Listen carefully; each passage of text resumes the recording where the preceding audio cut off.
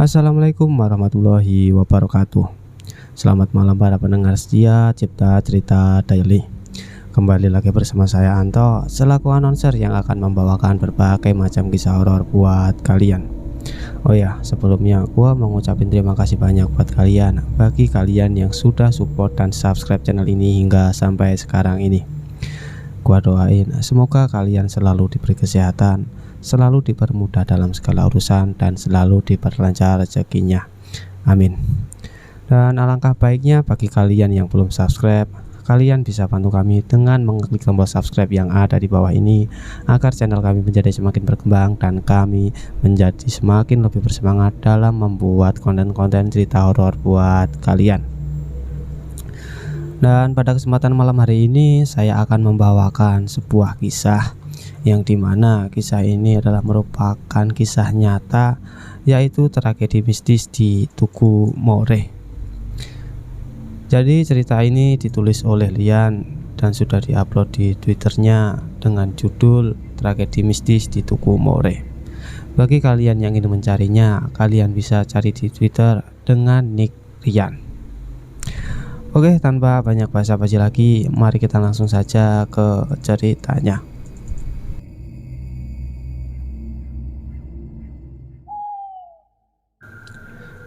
Jadi di setiap malam di sekitar Tugu More sering terdengar suara jeritan yang teramat memilukan. Begitu sakit dan resah para arwah yang ada di sana. Awalnya tragedi yang sangat memilukan dan menyesakkan dada ini terjadi pada bulan Maret tahun 1997. Masih belum lagi hilang ingatan dari masyarakat Kabupaten Aceh Barat akan peristiwa kecelakaan di Desa Suak Buntong, Kecamatan Kuala, yang menelan korban belasan jiwa. Dan 3 bulan kemudian musibah itu kembali terjadi di Desa More, Kecamatan Tenom, Kabupaten Aceh Barat. Musibah yang terjadi pada bulan haji itu menelan korban kurang lebih 23 orang yang tewas seketika, kecuali seorang bocah lelaki yang berumur 10 bulan. Darah anak manusia saat itu kembali membasahi bumi Teguh Marjohan Pahlawan. Seorang pejabat Aceh Barat sempat berpikir dan bertanya dalam hati, dosa apakah yang terjadi di tanah ini sehingga musibah datang bertubi-tubi. Desa More terletak lebih kurang 80 km arah barat kota Moyolapoh, ibu kota Aceh Barat. Memang rawan sekali kecelakaan. Ya, wajar saja karena daerah itu sepi dari pemukiman penduduk. Di kiri dan kanan jalan yang ada hanyalah padi atau hutan mudarat yang tumbuh setelah mereka membabat pepohonan kayu yang besar. Di sekitar daerah tersebut banyak berkeliaran binatang peliharaan masyarakat seperti lembu, kerbau, dan tak jarang ada babi hutan yang melintasi jalan secara tiba-tiba. Keadaan ini membuat para pengemudi harus ekstra hati-hati bila melintasi daerah itu.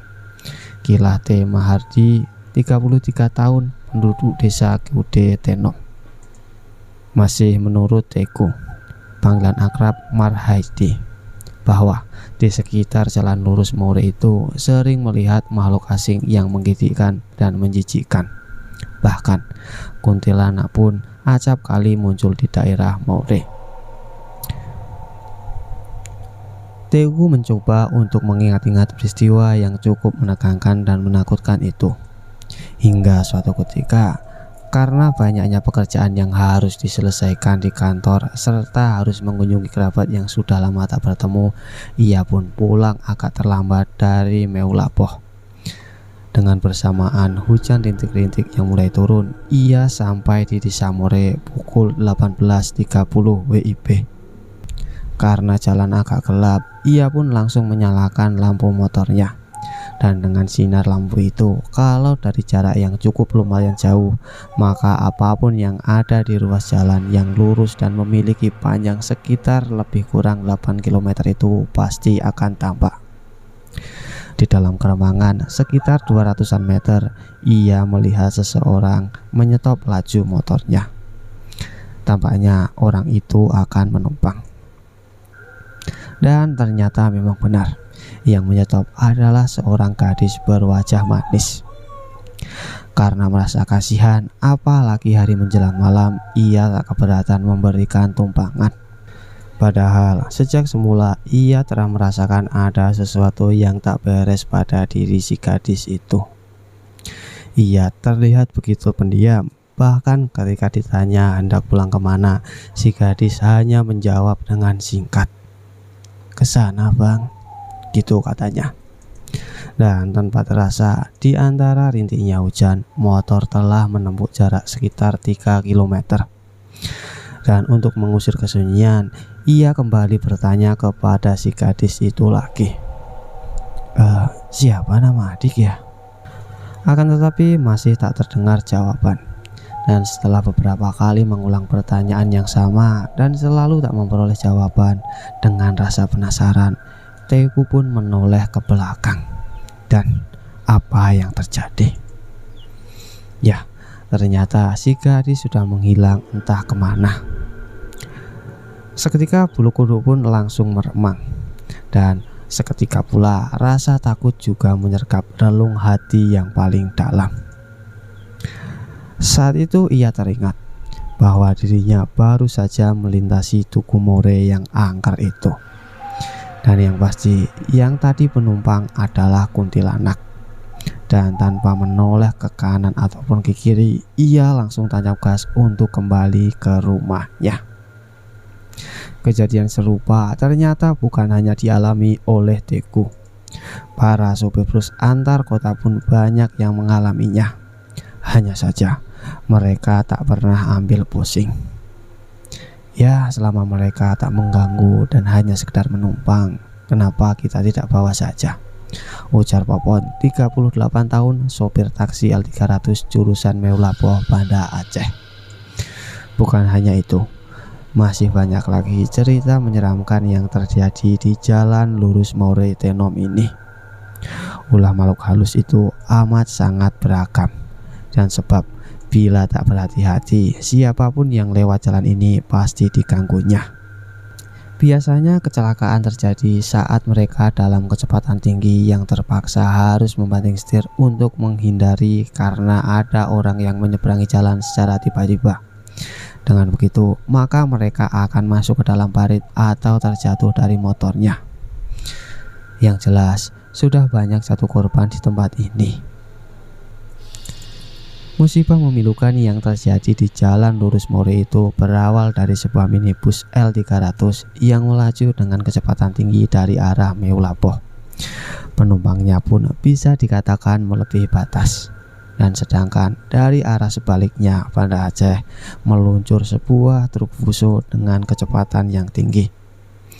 Dan entah apa yang terjadi penyebabnya, tiba-tiba minibus mengambil jalur ke arah sebelah kanan.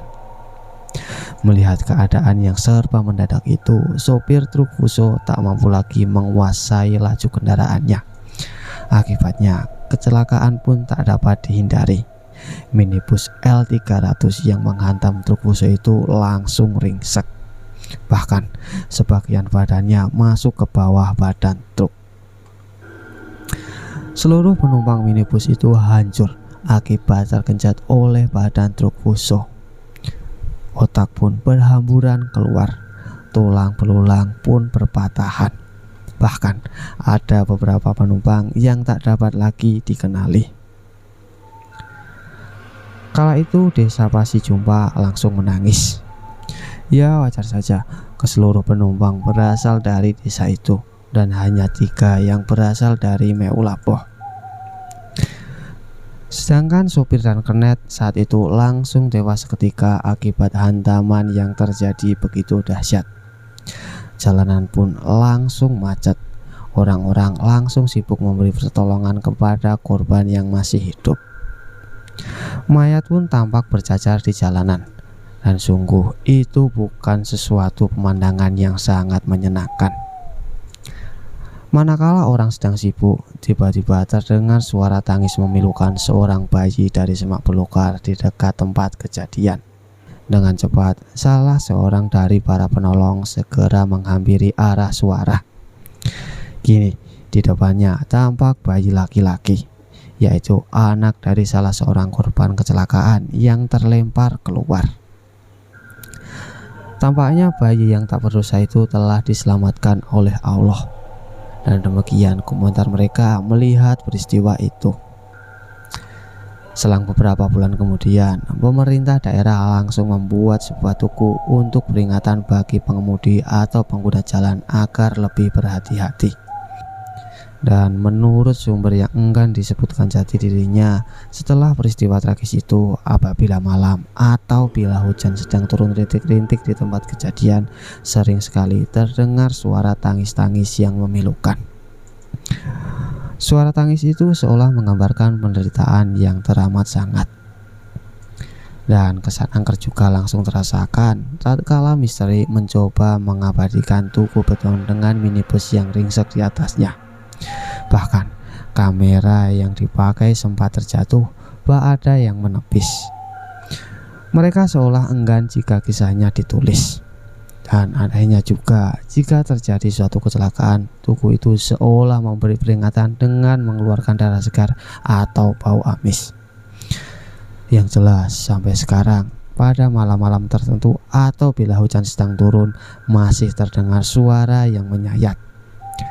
Oleh karena itu, janganlah coba-coba lewat jalan ini sendirian bila Anda tak mau diganggu oleh makhluk halus penunggu tugu more.